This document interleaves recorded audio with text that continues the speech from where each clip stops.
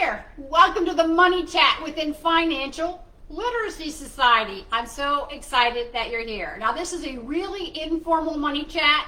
I have I have an iced coffee. I have some notes in front of me because I tend to ramble.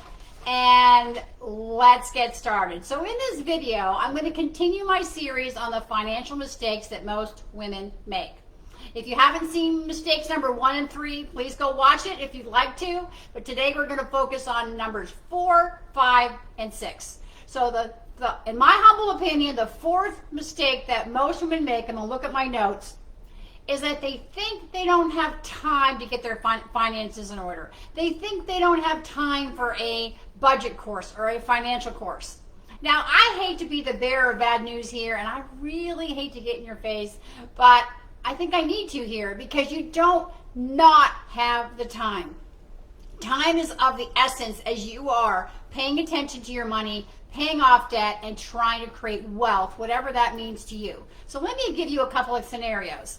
Let's just say you have some credit card debt, and the average credit card interest right now is about 26%, which is huge. So if you're only paying the minimums, this is what happens. For every 3 hours, you work 4 hours, 3 hours you get money to spend, 1 hour goes to your credit card debt. Or let's do it this way. In a month, 4 weeks you work, 3 weeks you get money to spend, 1 week goes to your credit card debt. Or let's do it this way. In the course of a year, you work 12 months, 9 months you get to keep your money, 3 months goes towards your credit card debt. Because 1/4 of all the money you earn goes towards past purchases. You do not have the time to not wait to pay off that debt. And the other scenario is this. Let's just say that you want to retire with a lot of money or you'd like to create wealth.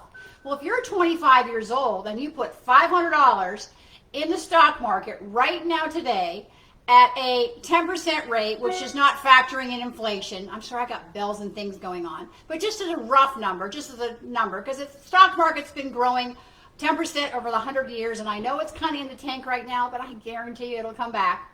If you're 25 and you put $500 in the market right now today, when you're 65, you'll have over $3 million.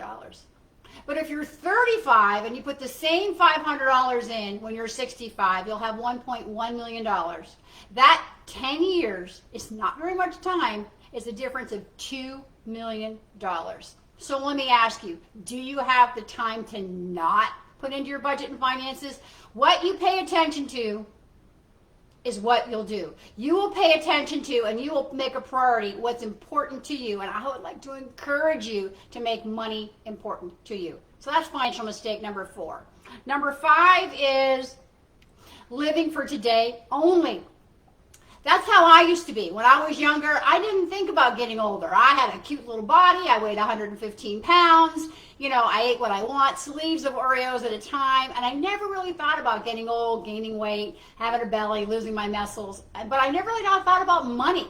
I just figured Social Security would pay me and I'm good to go. Let me turn some of this off. Little did I know that Social Security would pay me peanuts compared to what I'm used to. So when you live for today and you do not save for tomorrow, you're setting yourself up for a future of brokenness. I'm going to guarantee you, I'm 68 years old, when you're 65 years old, and you're not going to remember the antique car that you drove or those cute shoes you bought or that bougie vacation you went on that cost you $10,000 when you are faced with living a retirement life of less than poverty or being broke. So think about your todays, not just your tomorrows. Your future self will thank you. And financial mistake number 6 is this: no emergency fund. Now, emergency fund is just that. It's money that you've set aside in case of an emergency.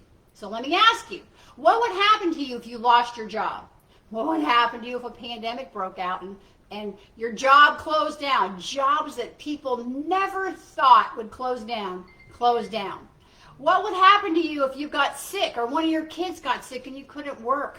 What would happen to you if you got sick and you went on short-term disability that had to go on long-term disability? I don't know if you know this, but long-term disability does not pay you 100% 100% of your income. It pays you a percentage, maybe 50, 60% of what you're used to making.